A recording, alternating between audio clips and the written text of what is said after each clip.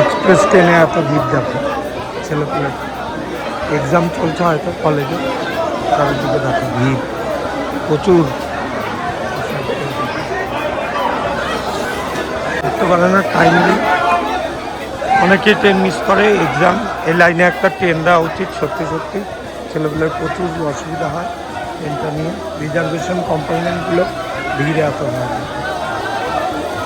তারপর টাইম হয়ে গেছে এখন উঠতে পারিনি, এমন মারামারি করতে হচ্ছে ট্রেনে ওঠার জন্য।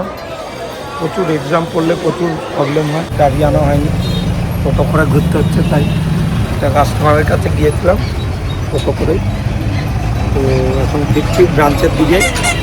একজন কাস্টমারের কাছেই একজন এই তিলকটা করিয়েছিলাম, জানি না তো গরমের মধ্যে যাই হোক কখন গেটে যাবে জানি না। ভালো লাগলো তিলকটা দিয়ে। আজকে বজরংবলী দিয়ে তিলকটাও ভালো, যাই হোক এটাই শেয়ার করলাম তোমাদের সাথে। প্রচুর জ্যাম হচ্ছে, রাস্তা সময় লেগে যাচ্ছে। আগের দিন দেখিয়েছিলাম তোমাদের, অনেকটাই জ্যাম হচ্ছে।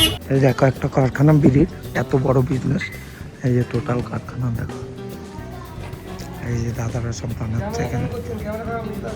ও নিষেধ নিষেধ, এ মা জানতাম না তো। ওর কথা বলছিল যে ওদেরও তো বড় কারখানা। আমি বললাম দেখোই নি তাহলে কারখানা, দেখো এভাবে বিড়িগুলো শেখা। এই যে সাজিয়ে দিয়ে দেখো এই ট্রেগুলো করে শেখা। এই যে সব ট্রেগুলো রাখা রয়েছে এখানে, ওখান দিয়ে ওকে। এই যে ট্রেগুলো সব সাজানো থাকে এইভাবে,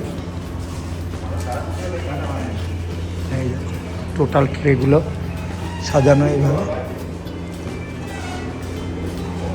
আর এই যে কারখানা ওভেনটা, এখানে বিড়িগুলো শেখা হয়। এর ভেতরেই আগুন জ্বলছে না হিটার মতো?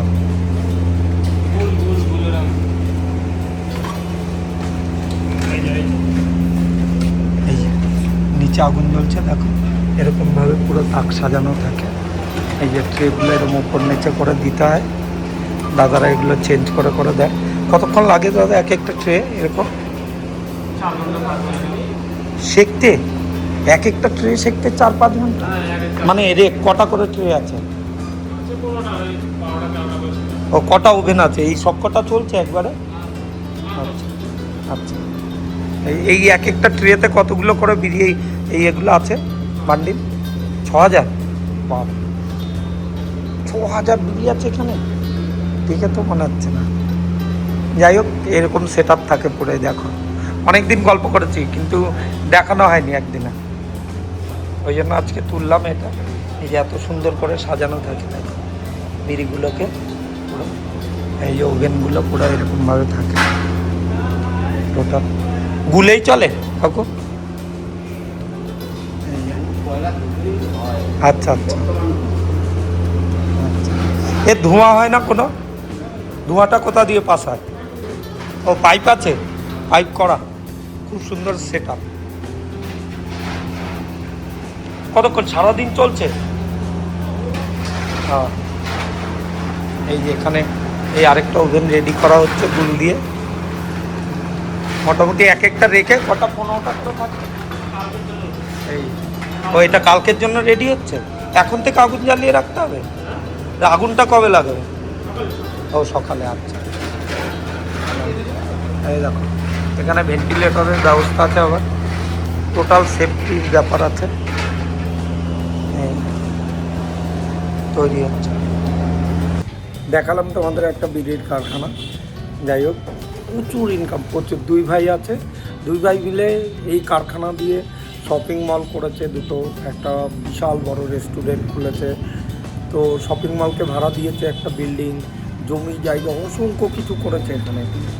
এই বিজনেসের সাথে যুক্ত হয়ে ওরা কত পরিবার বহন করছে তার কোনো হিসাব নেই। তোমরা ভাবো একবার, এর পাতা ভাঙা থেকে শুরু করে টোটাল প্রসেসিংয়ের মধ্যে প্রত্যেক ধাপে ধাপে একদম বিড়ি কাস্টমার অবধি পৌঁছানো থেকে শুরু করে বিড়ির দোকানদার, তারপর ভেন্ডার, ডিলার, সবাই এর সাথে যুক্ত রয়েছে।